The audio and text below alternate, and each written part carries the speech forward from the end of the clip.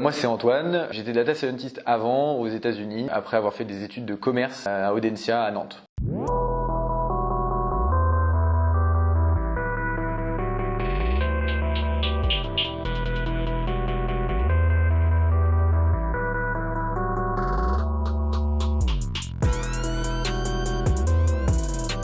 Aujourd'hui, les entreprises en fait collectent plein de données. Imaginez que quand vous allez sur un site internet, vous allez remplir un questionnaire, et ça fait des données justement, qui ont de la valeur en elles-mêmes parce que ça permet aux entreprises de mieux connaître leurs clients. Sauf que c'est devenu tellement complexe de gérer tous ces trucs-là qu'on a des gens qu'on appelle des data scientists qui savent utiliser des données et en tirer du sens, on va dire. Ça passe par faire du code, souvent faire un peu de mathématiques, surtout des statistiques, et ça passe aussi par connaître un peu le métier dans lequel vous bossez. Donc soit par exemple dans la mode, dans la finance, dans le conseil.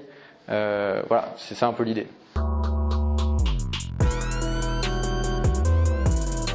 Un cas sur lequel beaucoup de data scientists bossent, vous êtes par exemple dans une boîte de télécom, et en fait toute la valeur de cette boîte-là, c'est d'essayer de garder ses clients le plus longtemps possible. Donc le fait qu'un client par exemple désabonne ou arrête son forfait, c'est ce qu'on appelle faire du churn. En tant que data scientist, on essaie de comprendre ce qui va provoquer le churn, donc le fait qu'un client arrête son abonnement téléphonique. Il y a plein de variables qui peuvent rentrer en compte, ça peut être le prix du forfait, ça peut être le temps que la personne est engagée, ça peut être l'âge de la personne, etc. Donc l'idée, ça va être d'essayer de comprendre toutes ces variables-là pour pouvoir prédire si oui ou non cette personne va engendrer un churn et pouvoir du coup agir en fonction. Alors, première phase, collecte des données. Donc des données qui viennent d'un site web par exemple, c'est des données qui sont en général pas propres. Et quand on dit pas propre, ça veut dire que quand vous remplissez un formulaire par exemple, vous pouvez oublier de remplir une case. Alors pour vous, ça paraît peut-être complètement anodin. Multiplié par le nombre de personnes qui postulent ou qui remplissent ces formulaires-là, en fait, c'est ce qu'on appelle avoir des données pas propres. Deuxième phase, nettoyage des données. Imaginez dans votre formulaire, pareil, si vous avez mis, au lieu de mettre votre prénom avec une majuscule au départ et puis après le reste avec vos jolies lettres et que vous ayez fait une coquille, c'est ce qu'on appelle des données incohérentes. Donc on va essayer de les rendre plus cohérentes. Troisième phase, analyse. C'est effectivement faire de la prédiction, par exemple. Quatrième phase, présentation des résultats. Et on les présente souvent à des managers, directeurs marketing, directeurs financiers. Eux ensuite vont prendre des décisions éclairées en fonction de ce que nous on leur a proposé, quoi.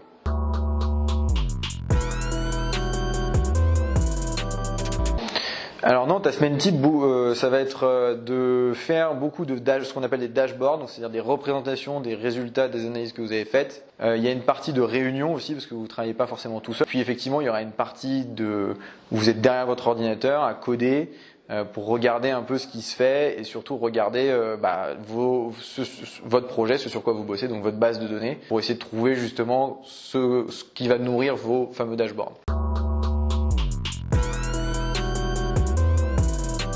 J'ai découvert la data science en fait un peu par hasard. Après mes études de commerce, je suis allé dans la tech, j'ai appris à coder par moi-même en faisant des cours en ligne. Et j'ai entendu parler d'un truc qui s'appelait le machine learning à l'époque. Connecte-toi au tour de contrôle. Monsieur, des thérapies de calcul sont encore nécessaires avant toute tentative de vol au milieu. Jarvis, faut parfois savoir courir avant de savoir marcher. Et après avoir creusé un peu différentes ressources, je me suis dit en fait ça fait partie du métier de data scientist que de faire du machine learning. Et en fait j'ai appris ça tout seul pendant pas mal de temps. Je suis allé bosser dans une agence de com en fait à San Francisco en tant que data scientist.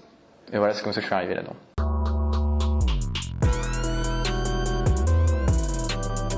Pour devenir data scientist ou avoir un métier dans la data, il y a des masters qui sont très bien. C'est souvent des bac plus 5, que ce soit en école de commerce. Il y a aussi les écoles d'ingénieurs. Vous pouvez très bien aussi avoir des formations alternatives, donc type bootcamp.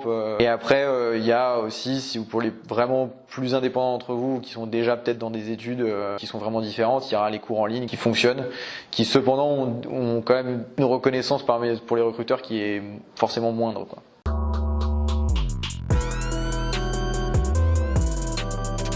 Alors, un recruteur, il va regarder deux choses. Il va regarder, forcément le diplôme. Par contre, ce qu'il regarde vraiment beaucoup, c'est ce qu'on appelle votre portfolio de projet. À un moment, votre diplôme, c'est très bien, mais il va falloir justement que vous ayez prouvé que vous ayez les compétences. Il n'y a rien de mieux que d'avoir justement plein de projets sur lesquels vous avez bossé et sur lesquels vous pouvez prouver que vous avez des connaissances et des compétences. Ça, les recruteurs, ça les intéresse vraiment beaucoup, puisqu'après, de toute façon, dans le processus de recrutement, vous allez avoir un entretien personnel, enfin un entretien de personnalité, mais vous aurez surtout aussi ce qu'on appelle un coding challenge ou un entretien technique. Et c'est là où on va tester vos compétences. Ça va être déterminant parce que les recruteurs n'ont pas forcément eux-mêmes les compétences techniques, mais ils veulent voir que vous êtes capable d'avoir un certain niveau et que si vous vous retrouvez en entreprise, vous savez vous débrouiller face à un ordinateur, quoi.